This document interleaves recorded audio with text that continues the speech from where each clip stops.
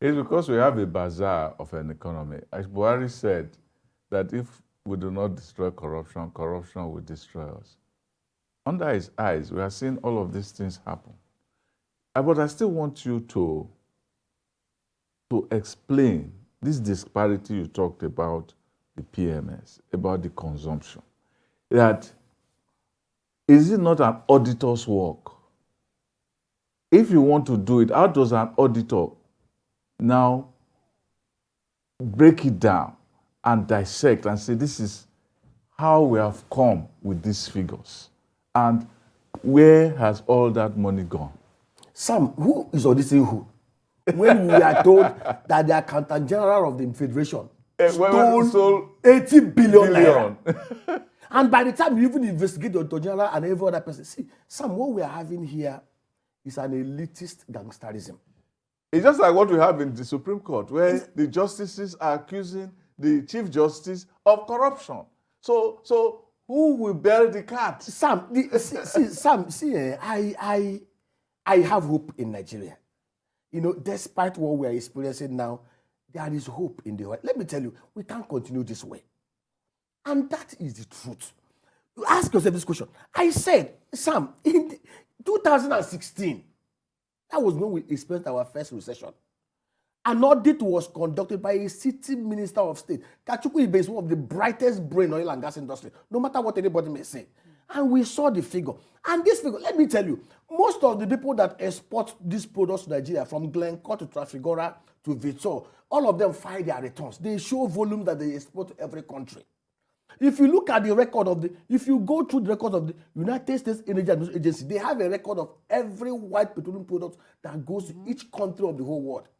Nigerian daily consumption can be at max 38 to 42 million liters a day. Lagos consume 60%. Sam, go to every of the filling stations. It's a very simple audit. Do a simple audit. See, DPR. So how come somebody is telling us that it's the same government that filed a report that the 47 million to 52 million design report was sponsored? Of course, the House of Rep committee report showed clear there were many vessels that said they brought product, they didn't bring products. Most of them are still in EFCC. And all of a sudden, the same country. So what they are doing is that they are saying that they tell us fiction, and from fiction they draw the reality of Nigerian money. The former who is collecting the former money? CBN governor, yes, very honorable Emir Sanusi Lamido Sanusi, said to us that anytime you see why they've refused to remove subsidy, that anytime you see the price of crude oil going up, that is when they expend their dragnet to steal from Nigeria. Sam, Nigeria has never consumed more than 50 million liters a day. But these disparities, I'm sorry, I still need to stress this point. These disparities are yawning. These are not, you know, a little here, a little there. Who will investigate who? This is huge. The National Assembly is hugely compromised. And if corruption is, you know, the sole culprit now, or the chief culprit now, how much can one amass, or how much can this cartel amass to themselves? You see, the level of kleptomania in Nigeria is mind-boggling. It's demonic. I begin to wonder, do these guys live in the moon? Let me even tell you something. Nigeria is not the only corrupt nation, but there's something I've just discovered about Nigeria. In other climes, there is no country you will go to, you will say they are a country of sense. Even in the West, even in America, in the US, in the UK, there is corruption. But do you know the most pervasive aspect of it? It is very destructive corruption.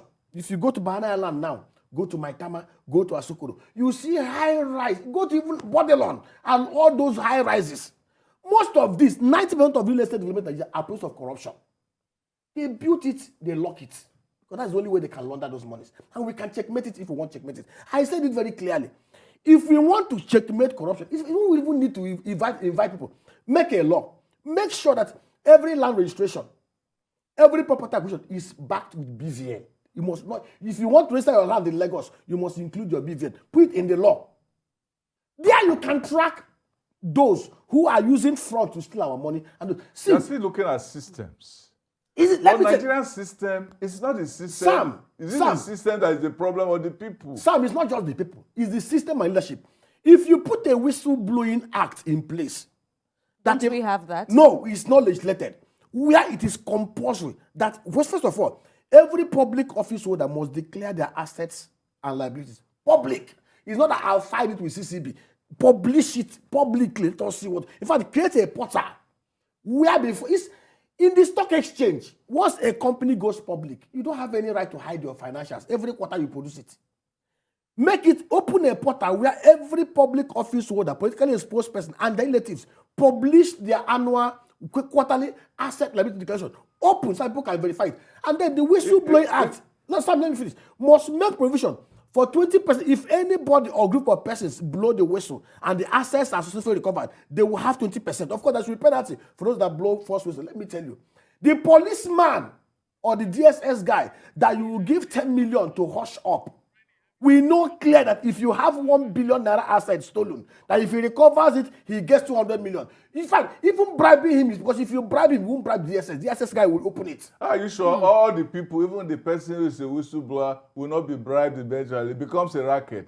You do a whistleblow, I blow your whistle, then I collect, I bring the money back. Sam, and then the DSS guy is also corrupted. It becomes another racket. It's a very simple thing.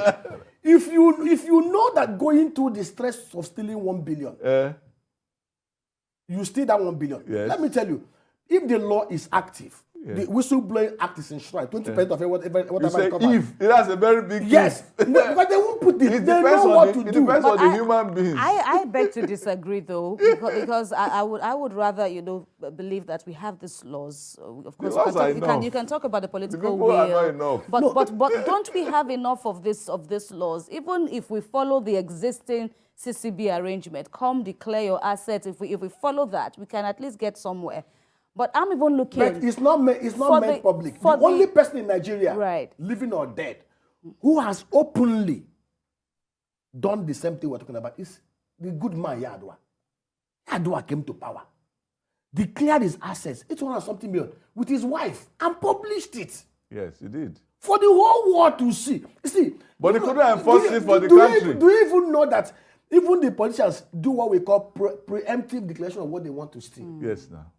So there was a particular man who declared what he had before he stole it. Exactly. That's what I'm doing. Preemptive. So I called him. He was open. a prophet of his own prosperity.